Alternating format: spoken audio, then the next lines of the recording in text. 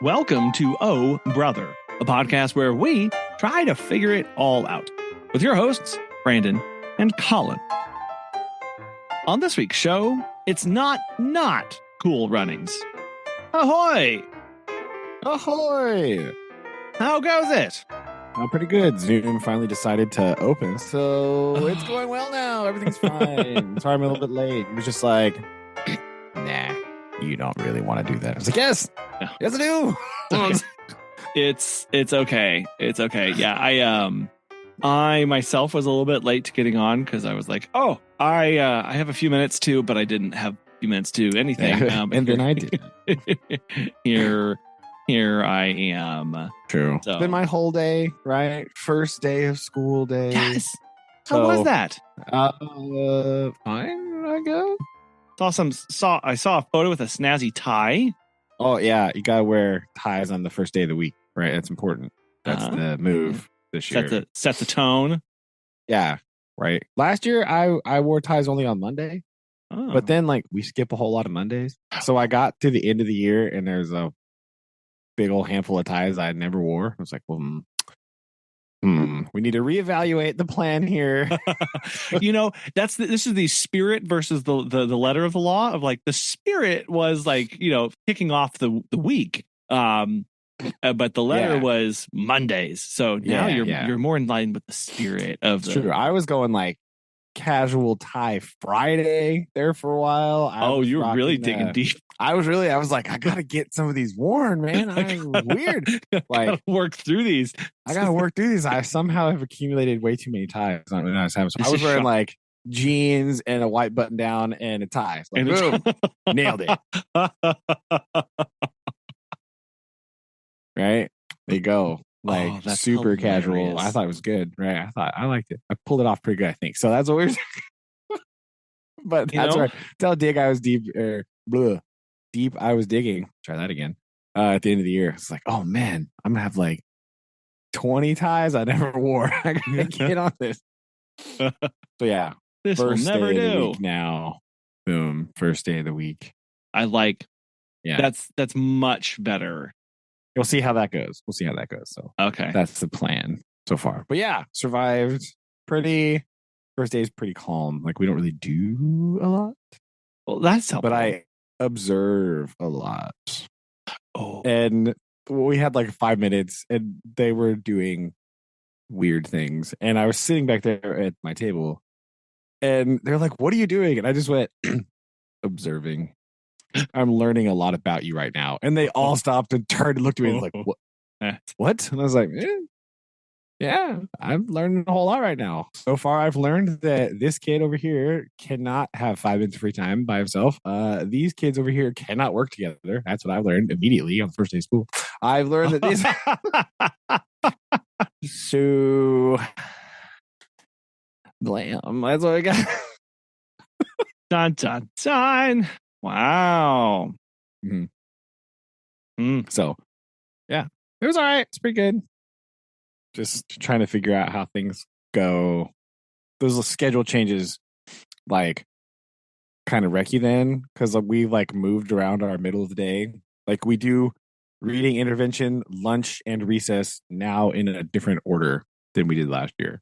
Why? So there's some just like execution problems that we're just like, how do we deal with this now? Because normally we would line up at this time, but we have to be at a different place. So confusing. So just some of those things to iron out this week to figure out, right? The big challenge of the day, right, was the second hour, right? Which is after I already gave some of my speech to my first class about how things work. Some of the admin was like, oh, hey, we are mandating that all students have school appointed locks on their lockers and we're putting them on right now. What? Oh, excuse me. That's a bold move. It's a big surprise. And none of these kids know how to use a padlock, right? So like, Uh-huh. Ha.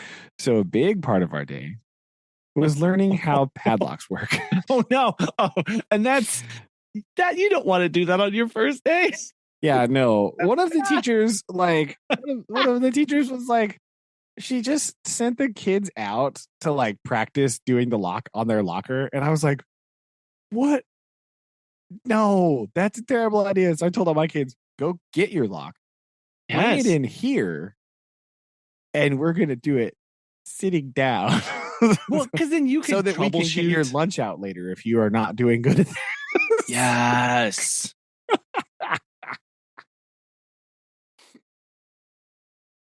So it was a weird adjustment today. It's one of those things. Like, I don't personally enjoy finding out about things at the same time as the children do. No. Right? That's really not a good move. I don't like that. It makes dealing with things much more difficult. So, well, yeah, because then all of a sudden you're processing, they've got questions, but you haven't had time to fully think through all of the implications of this, right? Like, yeah, I don't have any answers, right? That's why I don't. And that becomes really dangerous, especially on first days when it's like, yeah, ugh. Yeah, especially with 12-year-olds, right? It's not a winning combo. It's much more difficult to deal with. So, but we made it through today. We'll see how tomorrow goes, and we'll see. We'll see, right? It'll probably be fine, but you never know, right? You never know. It'll be all right. Yeah. Okay. But so initial takeaways, good group, or kind of hard to tell with just one. Yeah, it's kind of hard to tell with one day. Okay. So it's a very small sample size so far. We'll see quieter group so far. Knock wood, right? Yeah, much quieter. I had like at open house last week. Like at the end when they were leaving, I had like 7 or 8 people come in my room from last year just to like talk and stuff. And immediately I was like, oh my gosh, my ears. Why? Oh. Everything so loud. I was like, I remembered that you were loud. I didn't remember how loud you were. This is actually painful. Okay, we need to yeah. So that we'll see. Hopefully we can keep this new group under control tomorrow and calm down so we don't destroy my ears. But yeah, so far so good. Again, first day is always kind of weird because everybody's just kind of sitting there staring like, what happens now? Yeah. Don't know. It's good. Yeah, because and again, just remind me, in your school system, they are all pretty much from the same class from the previous year, right? Or they're not all just jumbled in together of like they don't know each other or have heard of each other. Oh, no, they know each other. Okay, yeah, they're very familiar with it. We're a small enough school. They know who they are. They know everybody. So it's just a different mix, right? Especially this year, because last year, this group is pretty small, right? So compared to the other one. So last year, there was only 2 5th grade teachers, right? So there was only 2 classes, and now they're split into 3. So it's smaller, and there's like, so they knew each other quite well. So it's a more diluted mixture. So I think that's going to be good for some of them, from what the 5th grade teachers tell me. So they have a little bit more space for each other. Yeah, we have some more room to get people away from other people, right? Potential influences. Yeah. Or they get those personalities that just are at odds all the time. So there's more room for them to spread out, hopefully, and not be near people that maybe are triggers for them. So again, we'll see. Hopefully this is True. Well, yeah. Hopefully the theory holds. That's what we all wish and desire deeply. Yes, indeed. So, we'll have to see how this week goes. It's always weird the first week or two because they're feeling out sixth grade because it's quite different from what they're used to. New people, new classroom routines. I'm there being confusing, so that doesn't help probably sometimes. Like you guys, like, what is this guy talking about? Sure, I've never heard these words before in my life. What is going on? Well, and it's hard because people that kind of thing continues well into adulthood where they think they have a position pegged for what kind of person is in that. So you can see how very easy they go, oh, well, this kind of person is a teacher. So every teacher, therefore, must be like that. And then when they encounter somebody who is not in that mold, it can throw them for a little bit of a loop. Hello, it's me, Mr. Not in the Mold. Not moldy. Right? We were sitting there. We sat together. So this year they moved a bunch of the classes around, right? Luckily, I didn't have to move, right? But so upstairs in our hallway now is only 5th and 6th grade. Boom. Right. So this is good. So at all the stuff last week, we were hanging out together. We were sitting in all our meetings. We were all sitting at a table together, kind of having some hallway solidarity, because team upstairs. And we were watching a bunch of those, like, I don't remember which one. You have to watch a bunch of videos and stuff, right? And there's always like it's like the people in the videos are like the teacheriest teachers, like you watch them and you're just like, I watch them and I go like, oh my God, how are there so many bulletin boards in one classroom? Yeah. I don't physically understand what's going on. And so like it's some lady, right? And she's dressed like perfectly.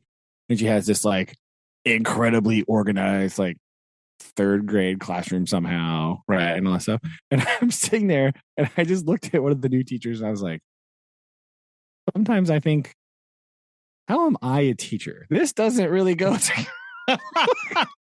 Yeah. Like, no, wait a minute. Is that the expectation? Was that what we were looking for? Yeah, that's like the stereotypical expectation. But like, I have like a pile of rocks and like the same poster has been on the wall for 10 years. Who knows where it came from? Let's leave it there. It's fine. I don't care. Yeah. Hey, well, that's kind of good enough, right? It's good enough for me, right? I don't care. Some of my former students, they'll come in and they'll be like, "You haven't changed the room." I'm like, well, no. Why would I? It may be the same to you, but it's brand new, and all these new kids come in. They've never seen it before. Yeah. Why would we need to? Yeah. I'm cool with it. And I just keep getting new people in so they don't like know, like, oh, Mr. Funkhauser hasn't changed his room ever. Only you who've been gone from my room for like 3 years. Only you know that I haven't done. So it's new to everybody else. Everybody else is fine. Yeah, it's new to everybody else. It's all right. It's no big deal. Like, yeah. I don't know what the problem is.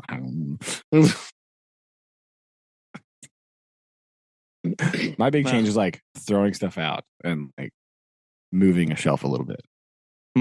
Boom. Got it. Look at these massive changes that have undergone. This is a massive change, right? Looking at something on the shelf going, I haven't used that for 4 years. I'm to throw it away. Let's go. What if? No, stick with me. Stick with me now. What if it wasn't here anymore, right? True. It's true.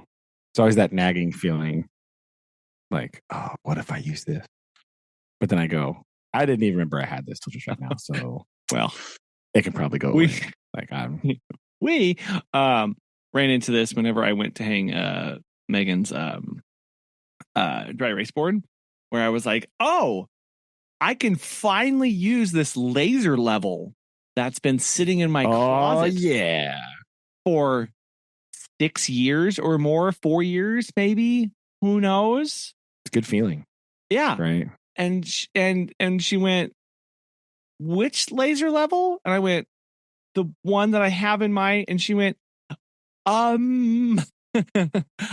may have gotten rid of that. Oh, no. Literally well, 2 weeks before. Like crooked whiteboard. Take that. So I had to do lots of measuring from floor and then measuring from ceiling because my 100-year-old house has nothing that is in alignment. So I had to just throw the level on top of the board and go for it. That's what I did. What I actually did was I kind of set a good height, and then I just screwed one corner into the wall. Yeah, that's like walked to the other end and lifted it until it was level on top and screwed in that corner. Yep. That's the only other acceptable answer for this plan, right? Well, because Megan was out with the kids at the time, so I didn't even have help to like hold it and like draw lines and stuff. So I was like, well, rude. It's rude. It works. It's fine. It's a very functional, very well, that's true. Yeah, it's expedient too. Right? Yes. So yeah, the only other problem we had today was we just had the power went out randomly for like 10 minutes. That was exciting. What? Yeah. I don't know what happened. I haven't heard yet. I don't know if like just a transformer blew somewhere. Last time this happened, somebody like crashed into a power pole. So hopefully that wasn't what happened. That's no good. But like they were okay. But it was this whole thing. Good. But like yeah, just like went off. I'm in the hallway talking about how to not be an idiot in the bathroom, and like the power went off. I was like, well, great. Oh well, we're in the hallway. There's windows. I'm gonna still talk about it. Aha! Move on. Yeah, but the problem was, I think like I had flashbacks of last year because the power flipping out like that, like freaked out my air conditioner, and like oh. I guess all of a sudden it kicked on, pressure kick over, and then no fan happening. I was like, oh no. Oh no. Oh no, we're not doing this again. Yeah, so I called our maintenance dude immediately. Yeah. I was like, no, help, come here. You didn't start pulling out the box fan and the bucket of ice. That's I don't want that box fan back in my life ever again. So I just called them, and all they had to do was they went up on the roof and just flipped the like hard reset the unit because it has like some big, mine is one of the newest ones because last year it just completely exploded. So it's got all these like crazy computer sensors and stuff attached to it.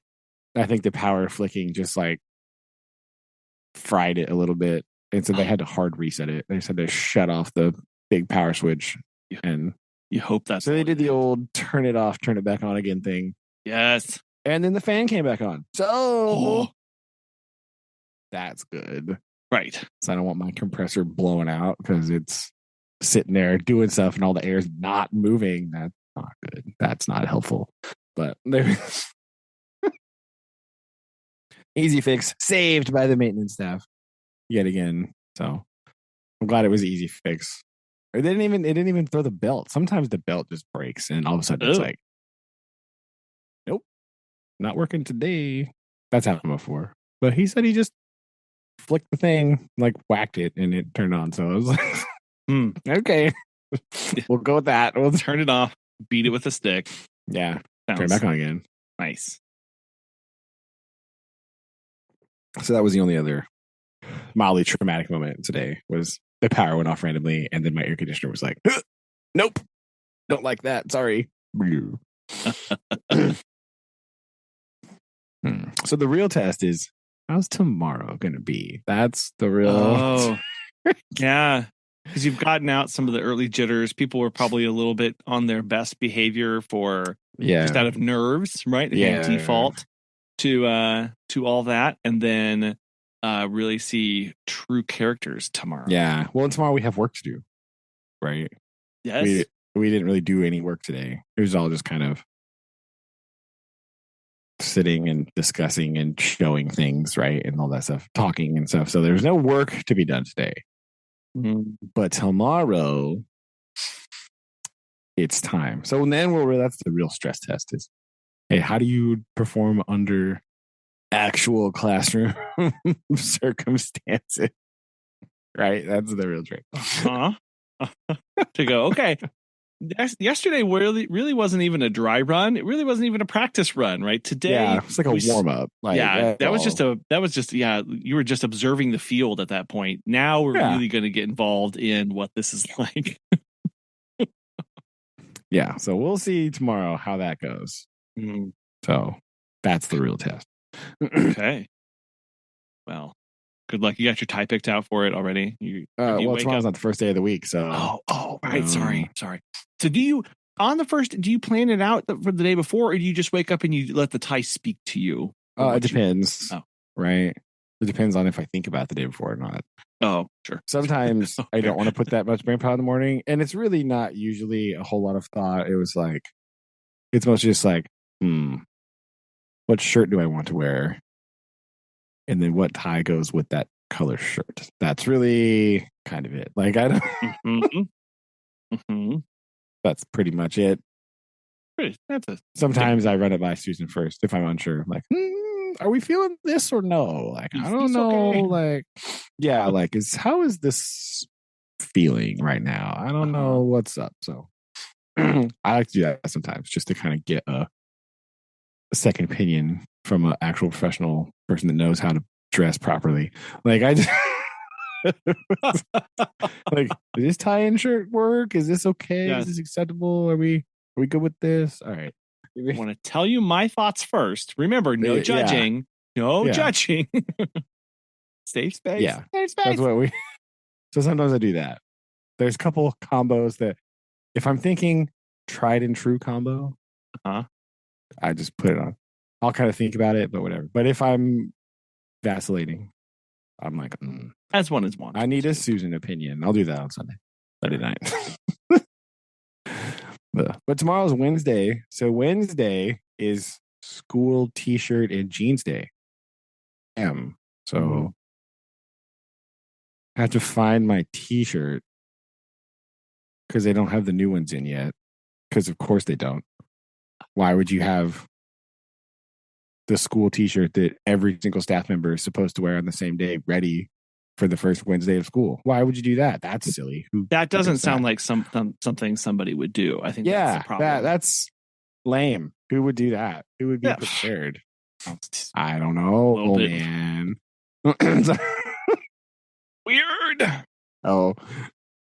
So, yeah, that's my shirt from last year, which is question about. I don't know where I put that. So I'll probably do that once I get off here. Like, where did that go? Go shirt hunting. It's not in your Ottoman thing, is it? That you had? No, I didn't put it in the Ottoman thing. I put it somewhere. I probably just fold it and put it in this pile here. But sure. But I'll see. I also have to wear jeans. Ugh. So hot. I haven't worn jeans in months. I don't know if I feel about this. Fair. Well, sounds like at least you're off to a good start. So far, for the most part. Upstairs hallway is off to a good start. I don't know about the rest of school. I have no idea what they did today, but I'm all right. We're good. Unknown. Yes. So. Well, we are having a lot of fun. For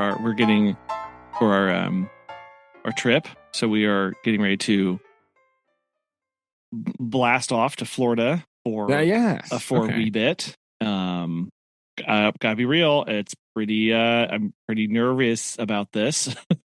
I mean, it's a big sojourn, right? Like, yes, it's a big sojourn, and as we've grown and changed our business and stuff, at first the really hard part was letting go of the like the dog visits, actually going in and going, no, we're just it's the yeah, no, you do the dog walk and I'll just be over here. Yeah. But as we have grown and expanded, now like genuinely the really scary stuff is the admin side of things. Because as Megan and I were preparing for this, we realized, oh, um, this will be genuinely the first time that we will have been completely disconnected from our business in like where we are going to not be reachable because we'll be on and That's playing. true. Yeah. Right? So now I'm going, oh, what? Like, oh, well, that kind of changes how we have to prepare and what we need to do. So working with our employees, getting that different systems put in place, that's been really hard. And just going, well, yeah, for about 5 hours on a couple days. Good luck, everybody. We'll see ya. If anything terrible happens, I guess. So yeah. Because I can't if we're in the air and something blows up, we'll know about it when we land, I guess. Maybe. Yeah. I mean, yeah, at some point you just have to be like, well, yeah, like it'll be fine, right? Yeah. Like it'll be all right. Like statistically, it's very unlikely that anything terrible will just absolutely blow apart. So let's just do this. Also, statistically speaking, the time in which you have most emergencies is like 7 to now. So like yes. you'll be like your daytime afternoon emergency quota is very low, right? It appears to me anyway, as an outside observer, that there's like no catastrophes that happen in the morning, right? No. Like again, we're gonna knock on the wood there for you, but like we're like, that's not when things happen. Like it's always the last visit of the day. No, it is. It's either the catastrophes happen in the morning if the person who is supposed to be there at 6 a.m. just doesn't show up, and we don't have that problem right now. We have a very, very reliable team, so like that completely takes that off of going, nope, I know that if I need somebody there at 6, like that person is going to be there. No ifs, ands, or buts. So okay, cool, great. But yes, it's the evenings, and this is because this is where just it's dark, it's late, clients are booking lots of things, and all of a sudden, because again, the thing where clients do, they go, it is 8 o'clock at night, I am relaxing from my busy day, and now I will schedule and ask questions. And we're like, could we just wait a little bit there? So yeah, and it's so we're just very looking forward to this time and trying to just embrace it and trust the systems and everything that we have in place, and just roll with it and see what happens. So we blast off tomorrow morning, and we're gonna we have and this was another fun challenge. I mean, I say fun, Megan will remind me of how much yelling took place, but now it's fun once I got in the spirit, because it was me. I was the problem. No. Let's we're going to we're only going to do a personal item for a 6-day trip. Oh yeah. There we go. That's what I like to hear. So this was actually and the way I could get into this was going, okay, well, I have a challenge now of optimizing and strategizing and getting things in place. And that, my dear friends, is something that will occupy my brain for ever. I will, to the nth degree, go through this to the extent where there's not much more optimizing left to do whenever I'm done with a lot of this. So we got it all. We got all in. Each of us has our bags, and we're doing it. Swim goggles included, even. So I'm there you happy go. I mean, that doesn't take up a lot of space, so you'll be all right. They don't. They don't. They don't. I'm curious how children that have a costume change 4 to 5 times a day are going to go with carry-on bag only. That's really going to be well. Yeah. So we have outlined set days, right? So we have at least one costume every day, obviously, with just a little bit of overlap for the first and last day. Okay. But yes, the real test is going to come in when it's like, okay, it's noon now. I would like to change into and I'm going to have to go, no. Oh, no. Can't. That's the tomorrow clothes. That's the tomorrow clothes. We don't get that. Sorry. So that'll be the challenge. But I think we're okay. And if we're perfectly honest, push comes to shove, the hotel has services that can take care of it. So okay, don't mention that to them though. Don't tell them. This is you didn't hear that, children. Everything. This is the backup plan. This is the backup plan. There is no washing machine. There's nothing. We have nothing here. Yes. So that is what so it's gonna be it's be fun. I'm more nervous about like the making flights and are things going to be on time, but also I know that those things are out of my control, so I have no need to or I shouldn't be worrying about those. And yet, right, so here we are. Yeah, but those are always the things that go wrong, right? Yeah. Oh, by the way, there's something weird, or we whatever. So who knows, like all kinds of weird stuff, like, oh, there's a bit of weather, we're gonna just hang out, like, oh no.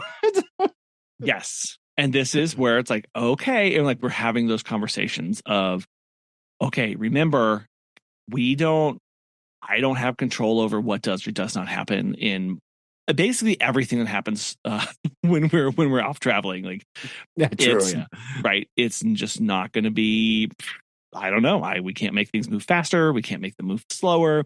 Things are just going to like, it's one of those phrases that I don't like, of things just happen to you.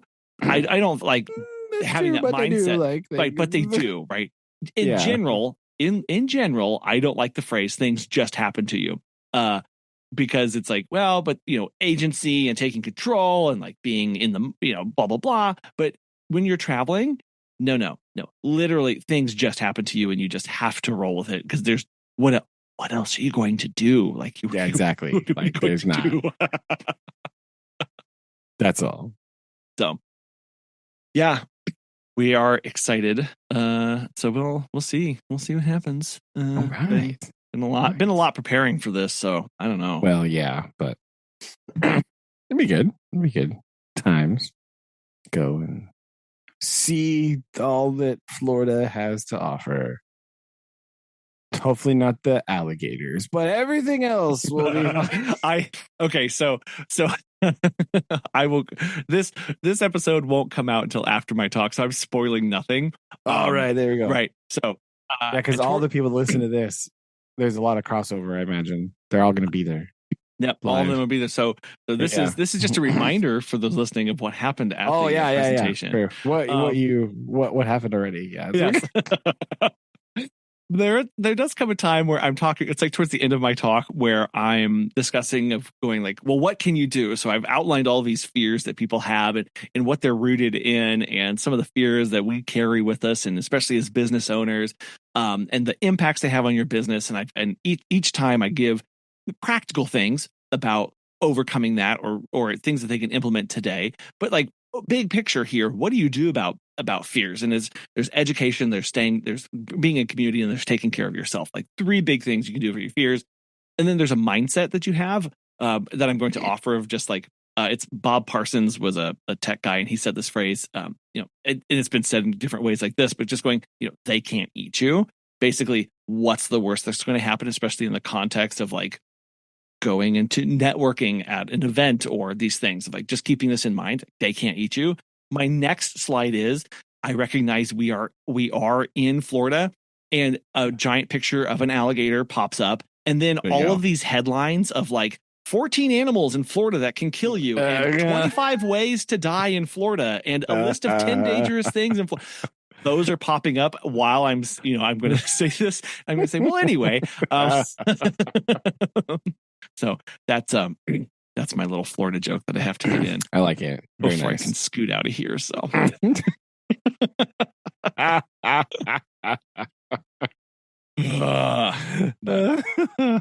Yep.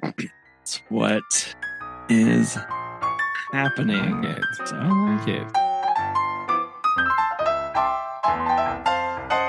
Our challenge that was set before us was to pick the top 3 Olympic movies. Yes. This challenge much more difficult than I anticipated. Right?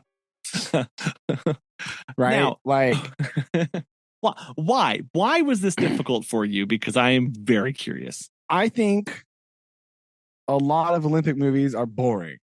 That's what I think. They're so serious and like stoic and just there's just like it's just like trope city, right? I think Olympic movie, at least the ones that I saw or have seen in the past, right? It's just like trope central. Right? Trope. And it's just they're just kind of the same movie. Just like insert different sport here, right? Mm-hmm. I understand one of the cool things about the Olympics is like the underdog story, like the come from behind victory, the like coming from, small town and, fighting adversity and the struggle and like becoming the top of the thing on the Olympic stage, right? That's like the Olympic story, right? Mm-hmm. That's what people watch the Olympics for, is that narrative. But when that narrative is not in a live sport and it's in a movie and it's like drawn out for 2 hours, it's really not engaging the whole time, right? Like, at least in my maybe somewhat cynical opinion, right? A lot of them are just not done well. Right. I don't know. I don't know. I think because every Olympic movie that is basically out there, because their goal is to do the underdog story and how they overcome, like that's the story of underdog overcomes. It's all really boring. It really is. Like, there's no effort to show anything beyond underdog overcoming story. They try and humanize it in some aspects, but because it's so heavy and laden with drama and dark scenes and heavy music and all of these layers, it does all kind of blend together of, look, they overcame. And again, not detracting from the actual people that these are depicting and the hard struggles and work they did, like, obviously, but also going, could you tell it in a bit more an exciting and engaging manner, please? Because this is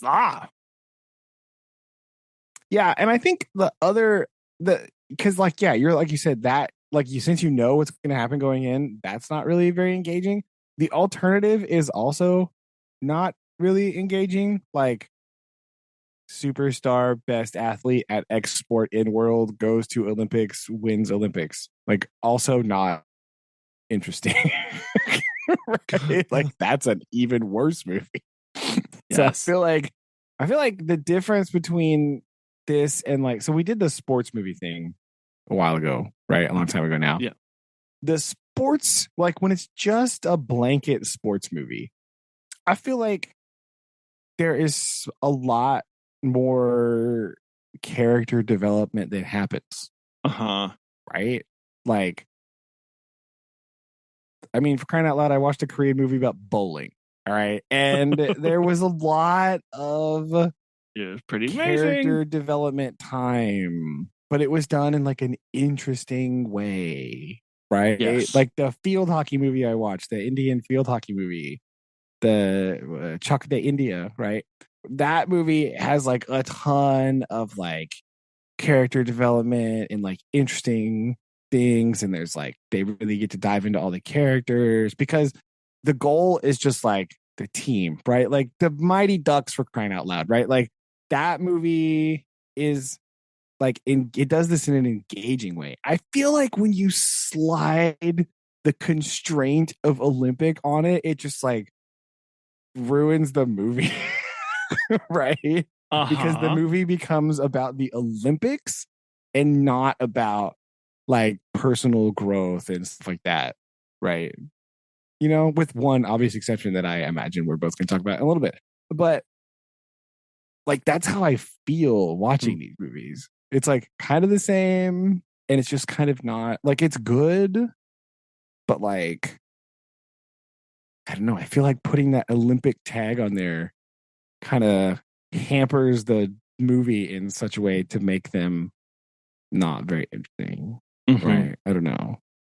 Maybe in the future, this is not a task for today. I did not set this on myself currently, but like maybe in the future, this is worth exploring. Like, what do Olympic movies like? Are there interesting Olympic movies that are like not made in America? Right. You know what I mean? Like, not American Olympic movies. Right. Like, not made there. You know what I mean? Like, Yes. do they approach this in a different way? Is it like, do they do something different? I did not delve into that sphere, but that is maybe something to revisit for myself at a later date. Not right now, but like Okay. potentially later. But yeah, I don't know. I struggled a little bit when I was watching some of these again. I was like, So like, I don't know if these are the three best Olympic movies, but these are three Olympic movies that I that are on a list right on now. a list for now. Okay. Yeah, list subject to change, right? As always. There was a couple that I thought that I saw that might be interesting, but I like just didn't have time to watch them or investigate them properly. So, you know, we'll put some asterisks here and we'll see. I don't know how well they were executed. The premise sounds interesting, but I don't know if it was executed well. Okay. You know what I mean? So okay. Well, then we will start with our number. Your number. You want to start with your number 3 pick? Yeah, then? number 3 is fine. Yeah. Okay. Oh, I will say, I had mentioned before that I had put some additional constraints on myself. I threw one of those right away because it was just too hampering. Right. I was trying to watch summer Olympic movies because it was a summer Olympics. I ditched that plan because I just couldn't. There's none. Right. I did stick with my other constraint, which is I didn't want to watch Team Great Britain winning anything. But I still did that one. That was good. Good. Good. We stayed with the important, right? Okay. You know? Yes. As a red, white, and blue American Eagle screaming American, I think that makes sense. Yeah. So. I feel like there's several other countries around the world that would agree with me, right? That we don't want to see Team Great Britain winning. That's no good. Right? No. We don't like that. Nope. So yeah, we can do number 3. Do you want to go first or me go first? I will let you go first. You go first. All right. My number 3 movie that I watched is a relatively recent one. It's also a book, apparently. I didn't know that, but this is 2023's The Boys in the Boat. Oh. Dun dun dun. Okay. Right? This is a movie about rowing. Yeah. Okay. Right? So this one we threw a little curveball in here. Because also like many American Olympic movies, it is set during the 1936 Olympics in Berlin, right? Just because that's just fodder for American movies, you know, because, you know, they like to do that one. It is about the 1936 American rowing team, right? So apparently, the story follows ostensibly random dude Joe Rance and his journey, right? It's kind of like Depression era, and so a lot of these people try out because you get paid to be on the rowing team at the University of Washington, and so they're like, yes, okay, I would like to have dollars, right? That's nice. I understand. So that's first hurdle to overcome, right? We're overcoming economic disadvantage, right? Going to the University of Washington, trying to get on the rowing team to get paid money, right? Yes. Again, our underdog story continues because it is the B team, the junior varsity team, that gets selected to go to the Olympic trials because they're more betterer than the varsity team. And the varsity team is not happy about this, obviously. Oh, no. And then we go to the Olympic trials and win. It's like, it's not Olympic trials in 1936. It's just like some sort of big competition in New York. And if you win, you get to go to the Olympics, right? So they win, but no. Oh no, scandal. The Olympic Committee says, "Oh, you have to pay money to go to the Olympics now." Haha, sorry, we're not going to help you. University of Washington, the underdog that nobody, because they all thought it was like California or like right. East Coast schools, right? Yeah, why not? East Coast schools rowing, it's kind of a thing, right? Yeah, so a little bit, but so they do like a charity drive and whatever, and then they get some money. There's a nice moment when the rowing coach of Cal comes and he donates to the rowing fund for the University of Washington to go represent America in the Olympics. Star Spangled Banner plays in the background, all stuff. But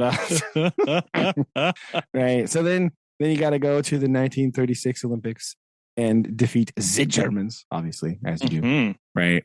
Jesse Owens is also there, just randomly, because that's a thing that happened. That's the American moment in the 1936 Olympics is Jesse Owens destroying the track and field people. Right.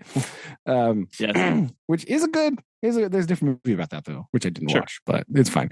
But they're also just like, hey, here's Jesse Owens. Anyway, back to rowing. Right.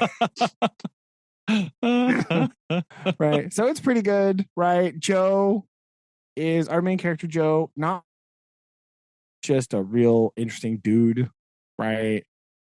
It's just like hard luck depression story. He has a chip on his shoulder because his dad left in the depression to go work somewhere else and never came back. He's been on his own since 14. He doesn't trust anybody, right? He has trouble working as a team with the rowers. But in the 8-man rowing crew, as you might suspect, teamwork makes the dream work, right? So there's just some of that, right? There's also a girl there. She's there. I don't know. It's fine. Whatever. Like, this movie is like, it's okay, but it's like fine. You know what I mean? I read several reviews. A lot of people really like it, and I was like, but why? Like, everybody is. It's like flat acting. Like, there's not like a lot of just like stellar moments. You don't really know anybody else's name on the rowing team, right? It's supposed to be about like building a team of like 8 dudes, and like nobody else's name.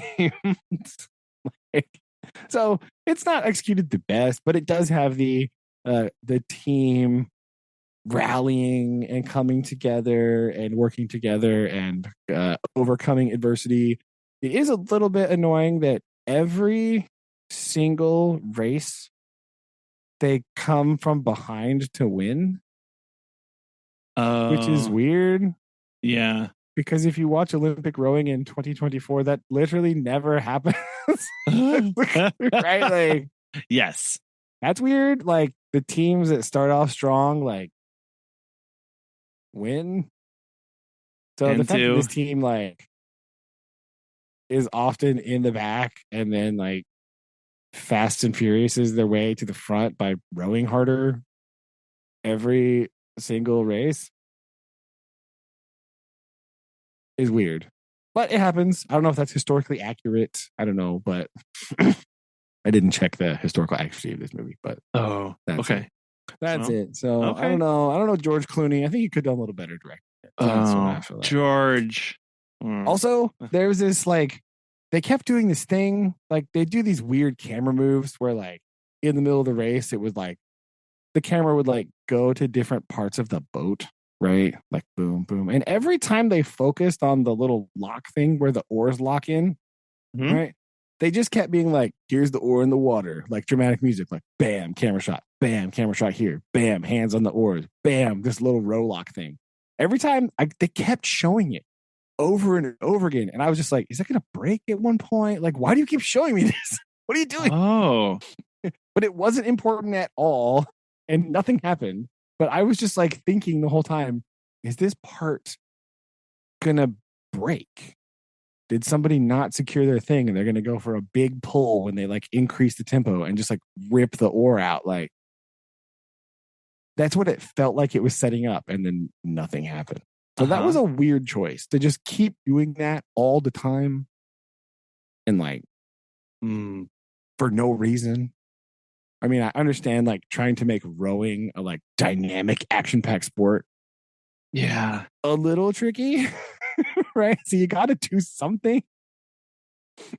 But, you know, I don't know if that was the answer. I did like the 1930s Poughkeepsie, New York rowing thing though, because there was like alongside of the, I don't know, whatever you call it, where the lake where they're doing it, there was like a train and they're just rails. And so the cars, they were all sitting on these grandstands that were on rails and it was just following the thing.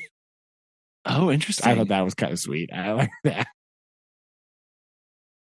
But yeah, it's a pretty good movie. It's a pretty good movie, but like, I don't know. It was okay. I wasn't like feeling just like super strong about it, but it was one of the better movies I've seen. So that's my number 3 is The Boys in the Boat. Boom. Okay. Rowing action. Okay. Well, I know if you were a stickler for historical accuracy, I'm not sure what you will do or how much you will appreciate or not. My number 3, which is the 1980s Animal Olympics. The what? I got real bored watching actual Olympic movies. See, I tell you. And so instead, and I don't know if I have included, and I will send you a link to a YouTube thing that has the full video of this. Okay. I don't know. I remember every aspect of this as I watched it. There's the elephants doing trapeze. There's Bruce Quakimoto, a bird who does taekwondo. There's Barbara Warblers, the reporting songbird, who goes around and reports on all of the different events and everything. It is fantastic. It bridges the gap because it does have both summer and winter Olympics, showcasing the wide breadth of the animal kingdom and their proclivities to what they compete in. But this is, I remember I was actively, again, I cannot pinpoint to you when I saw this last, but this came up in my research and I watched the whole thing and I was like, I remember every single part of this and I have no idea why or where this was deep in my brain. And so I'm interested to know if you remember this at all. I don't know. I'm flicking through it here. This looks vaguely familiar. Yes. And I also don't know why. But this animation looks like something I've seen before. Yes. It's an hour. I recognize the goat. That goat I remember. Okay. It's an hour and 15 minutes long. I at some point watched all of this. there's an overarching story between the two marathon runners who eventually like fall in love and cross the line holding hands and everything. At the very end, they show how they do kind of a quote unquote like oh my gosh, yes. Okay. I'm watching that part right now. Well, I'm watching the introduction of them too. Yeah, the goat and the lion lady, which is weird. Yeah. Yes, I do. Why do I know? That's Why? very Now, here's some interesting things about this. This is an hour and 17 minutes long, an hour and 15 minutes long. However, like over 24 different characters, all voiced by 4 people. Gilda Radner, Billy Crystal, Harry Shearer, and Michael Fremmer. Beautiful. Yeah. You all do the same thing. It's amazing. I I had so much fun watching this. Again, this came out in 1980. And it's like a series of short vignettes. It was actually supposed to be released as a television series of little vignettes showcasing different things. Yeah. But then they put it all together in one go. So this is an amazing production, and I think if you are looking to get into the Olympics, this is a great place to start. I think this is way better than Boys in the Boat. What the heck? I have it on my phone right now, and I'm just like randomly scrolling through it and stopping randomly, and I do recognize some of this. So yeah, I don't know where I would have seen this either, but I do. This is very familiar in some weird, uncanny sort of way. I'm gonna also have to watch all of this at some point. Not right now, but later. So, this is my number 3, my entry into I like it. What we're doing. That's a good one. All right. Number 2, we went with again, sticking with the American theme here, right? The quintessential American Olympic moment. All right. There is one moment in American Olympic history that stands above all others. I'm, of course, talking about the 1980 Winter Olympics U.S. hockey team. This is it. So I picked Miracle. Miracle. Right? Gosh. This movie is actually pretty good, right? I did like this one. I remember liking it the first time I saw it, right? I watched it again a little bit, and I remember, it's pretty good, right? We got Kurt Russell as the coach doing his best Minnesotan accent here in the mess. It's very good, right? Yeah. So again, stop me if you've heard this before, right? Plucky underdog American hockey team. Right. Height of the Cold War, right? The whole point of this whole movie is the United States Olympic team is like, we need to beat the Soviets, right? Yep. We have to defeat them at hockey. That was a really important goal for the 1980 Olympics, apparently. The Soviet hockey team had been like, I can't remember exactly, but it was undefeated for like years. Like they didn't lose a game, right? For like 20 years or something. Right? It's insane. Like when you think about that, like that's intense. Yeah. It is crazy. Right? And so this is also like the reason that Americans like the story is like in the Soviet Union, these were like professional players, right? And at this point in history, the United States was sending like amateur college athletes to the Olympics, right? So these people are all from like colleges, or like they just graduated or something. They had to turn pro, or they're in college or whatever, and they're trying out. And that's the American team we're sending, right?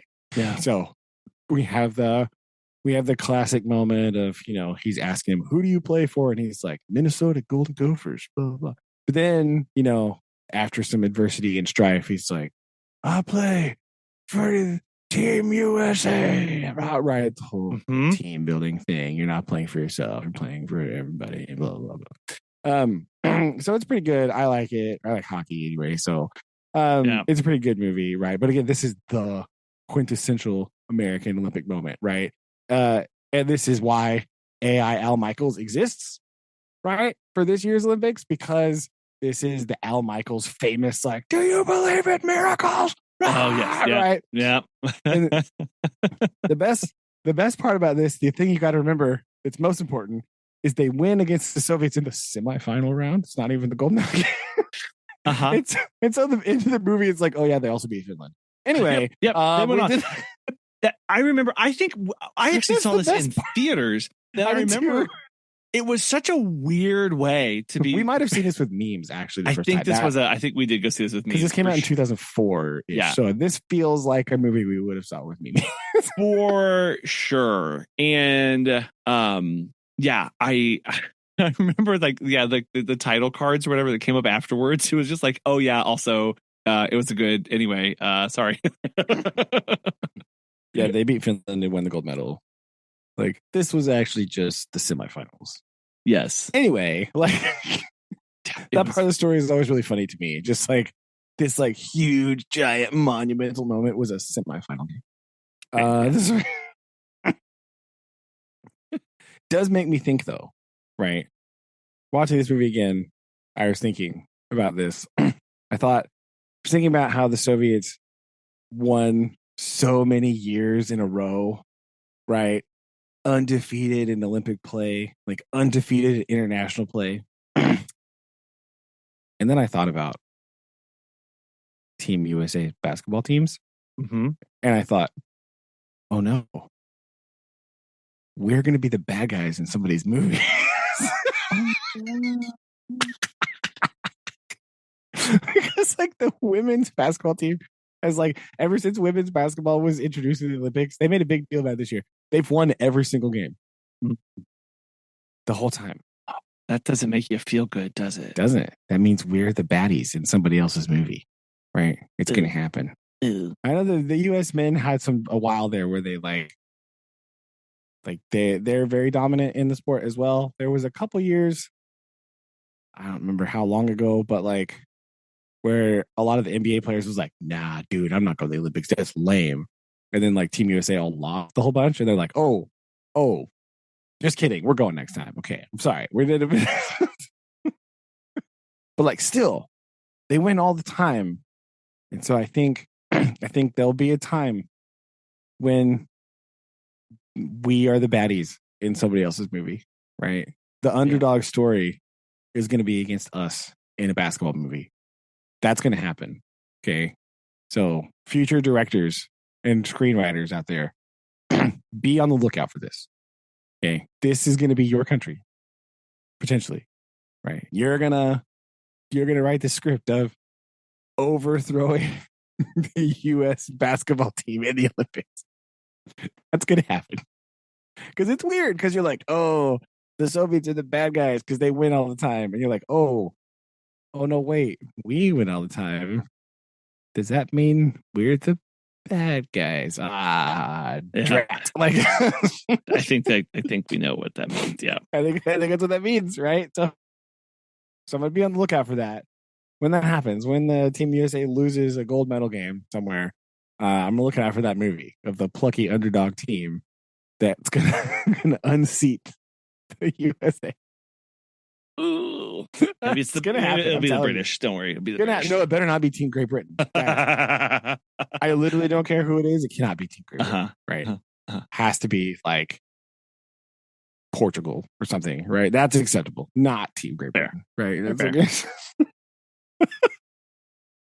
oh, well, good. That sounds like a great one. Okay, I have not seen. Well, sorry. Yeah. I have not seen that one recently, but it is a good movie, and I like that. I like that one a lot. Okay. Well, my number 2 is a different take on this. Shocking. Again, the breadth of what I'm offering here. This is welcome, people. I'm actually again things are very boring. And I actually liked this attempt back in 1965 to do an entire documentary about the Olympics because of what this meant for the country of Japan. I'm talking about what is it? Tokyo Olympiad? Yes. Yes. Tokyo I saw Olympiad, that one in my 1965. I did actually watch this. I am including a link to the YouTube again of where you can watch this whole thing. Again, I like this film because it was not about any individual person or event, but more about what having the Olympics in Tokyo in 1965 meant to the country. Because again, they were supposed to have this in 1940. Oopsie daisy. And etc. And so to be 25 years removed from that, which isn't a long time in the grand scheme of things, and then to be hosting this was neat to see what they were doing, how they were doing it, and just some of the commentary at the time for what these events meant, and getting to see what these events looked like in 1965 is wild and I bet that's the best part, right? Like, very cool. What does 1965 water polo look like? What the heck is going on here? Yes. So or 64, excuse me. It's also very well done as a documentary, even from a modern context. Very well shot, and the story is great. I recommend this a lot. This was actually a surprise for me to find and watch again. I had never heard of this before, but watched it and really enjoyed it.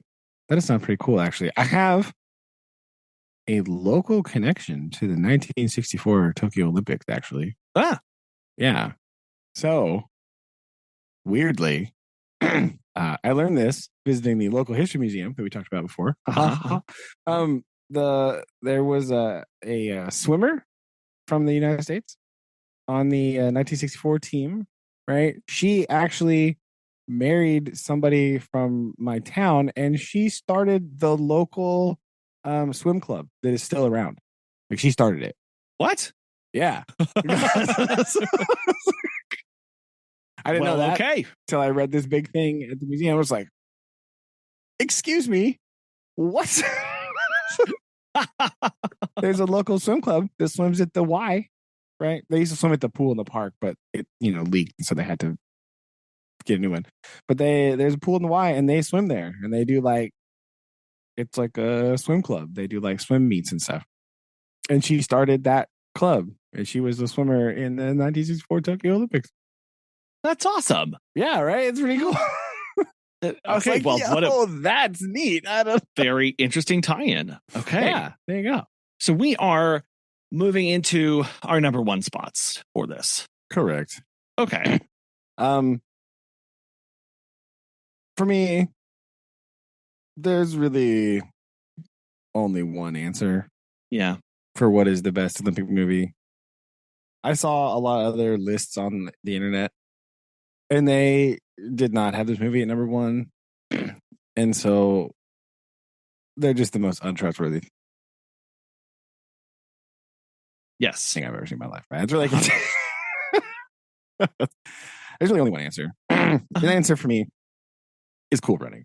Is Cool Running. It. That's just that has to be it. That has to be. There's no other answer. Right? Like, it's the best Olympic movie ever. Right? It has the unlikely underdog-ish story. It has the redemption of John Candy, right? It has all that stuff, but it does it in a way that is not just abrasive and annoying. The characters actually have personality, right? Yes. Yes. It is. I don't know. It's just I sat for about 20 minutes and tried to figure out how I could make my numbers 3, 2, and 1 just be different acts of Cool Runnings. That's fair. And is how good I think this movie is at representing I think what we are trying to get at with what an Olympic movie should be. Granted, I understand that there was a lot of artistic liberty taken with the storytelling, and not all this is historically factual, blah, blah. But it's a story, and it's hilarious and really good. Yeah, you have to know. Like we've talked about a lot, right? You have to be able to adapt these things to the medium, right? And a movie is a certain type of medium, and your story needs to have certain things that are good for a movie, Yeah. right? And I think, but the overall message of like, okay, well, we didn't do the sprinting thing, right? Which is obviously what Jamaica is known for in the Olympics, right? It's big sprinter powerhouse, right? Kind of deal. Historically, not so much this year. Summer Olympics, kind of a downtime for Jamaica. So looking forward to next time, guys. Let's get them. But like, so it's the big sprinter powerhouse, and so like to the pivot in that part of the movie is hilarious, right? They're like, what about bobsledding? Like, excuse me, what? I really like that part. So yeah, I just think it really does embody like the spirit of the Olympics, like what we talked about at the beginning, like the overcoming adversity, the coming together as a team, the working together as a team part, like really pushing yourself and trying, all this stuff, like trying to be the best in your thing. This is like what the Olympics are about, right? Like we talked about, this is what people tune in the Olympics for. And that's what this movie is. That's just it. Just bottled and like put it out there. Doesn't matter that they don't win the gold medal, right? Spoilers for Cool Runnings. Sorry. Yeah. It doesn't matter that they don't win. Like it does. Who cares? You don't. Right? By the end of the movie, you do not care that they didn't win the medal. Nope. Right. And this is kind of the thing that gets a little bit annoying at the end of the Olympics, because like they've got all these people talking about like the medal count and like all this stuff, but like really, like for a lot of people, being at the Olympics is the win. Right? Like you're there, you did the thing, you overcame so much, and you did so much to just get here in the first place. Like that is a win. Right? Yeah. And I think we forget about that, especially in the United States. We think about like the medals only, or it seems like not all the time, but those Olympic stories are really important, right? This year on the Olympic coverage with like no Bob Costas, like no Mary Carrillo, like nobody's talking about like the personal stories behind the people at the Olympics. Right. I feel like that is a letdown, because that's what it's really about, right? These people that like are overcoming stuff, or like just working and training and doing all this crazy stuff to in like sports that you never hear about ever other than during the Olympics, and you don't get to see and so you don't get to know their story. And then when they bring that to the forefront and throw that up there and you get to hear about it, that's just like what makes the Olympics like extra cool. And so I think that's what like Cool Runnings embodies that whole kind of spirit. Plus it's hilarious, right? Like that's the other part that's great. It has humor. Like I said, all the characters have personality. You know what movie doesn't have personality in all their characters? Boys in the Boat, right? That is what I was thinking when I was watching that movie. I was like, all these people are interchangeable and I don't even know their name, right? Like I immediately forgot all of these people and have no idea really what is going on. Or I never knew it in the first place. They just like mentioned it once and then they were just like also there. Like, that doesn't happen in Cool Runnings, right? You know exactly who these people are. You know all their individual motivations. You know all this different stuff, right? I just like that movie. It's the best. I don't have much to add to this other than again, I was like, how do I break this in 3 acts? How do I make it sure that it's like, well, it's not Cool Runnings, and I draw this out as long as possible, but no, it's very good. You laugh a lot, and I too like the fact that at the end, it is not about the winning. It's about, like you said, the characters, the stories. It's not even like, oh, it's about the lessons we learned along the way, right? It's just, no, these are people who just tried and were able to come around one thing together and tried really hard. And sometimes, even when you try really hard, you don't win, but you do win. Like that's the point. Yeah. Like the end when they're like carrying the sled across thing, like that's really cool. Like that's a very cinematically beautiful moment, right? Yes. Like I don't care how historically inaccurate it may or may not be. Like, that is a beautiful moment on film. Like, watching them all, like, happy and content that they were there and they did a thing and they finished the race. Right? Because sometimes just finishing the race is important. Mm-hmm. You know, that's a big deal. And so, yeah. Plus, I quote this movie a lot. Anytime you have to do a countdown, right? You're like 3, 2, 1. You're like, feel the rhythm. Trust me. Stay with me, everybody. Yes, it happens. That's a part of my lexicon. So, you know, how can you not put it on the list? When a movie has affected your vocabulary, I feel like you have to put it on the list, right? It's mandatory. You have to. Absolutely. I agree. So yes, I fully endorse this one for sure. So no, I came at this going, how do I pick movies that aren't Cool Runnings? And then once I've picked Cool Runnings, how do I have a numbers 2 and 3? So yep, it all works out. There you go. Right. So wonderful. Indeed, I agree. I like this a lot. I agree that there need to be better Olympic movies. So yeah, I thought it was fun, but it was hard. It was a lot harder than I thought it was good.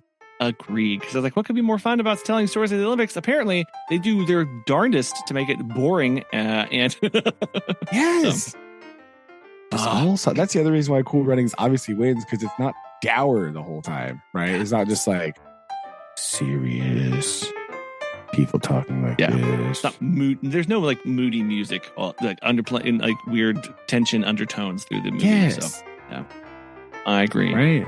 Yes. Well, nice. Well, I will. Always rewatch Cool Runnings. Absolutely. Well, in closing here, I have a haiku to lead us out.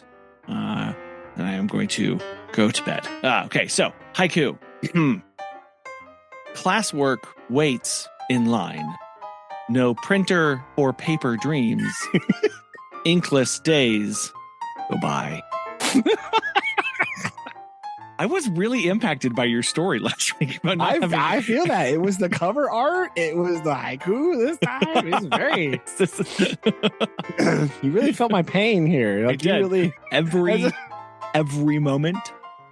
Just very stark in my mind. So hopefully it does not continue like an Olympic movie, right? Hopefully it does not continue to haunt my dreams. Oh no, of a printerless school. So. I'm very sorry. I did not mean to affect you thusly, but it's okay. Tell my thing. No. So Megan, got it. Yes, exactly. Honey. Well, we will set it there. Next week, we will pick back up with the next 3 chapters of our book, and we will keep rocking it. So, all right, enjoy Florida. Don't forget the sunscreen. Don't forget the sunscreen or the Stingray Shuffle when we're out there in the Stingray Shuffle. So, that's what we've been practicing, and we've been working on that. So we were all set to go. So yes, I like it. Send some photos. Okay, all right. Love you. Love you too. Bye. Bye.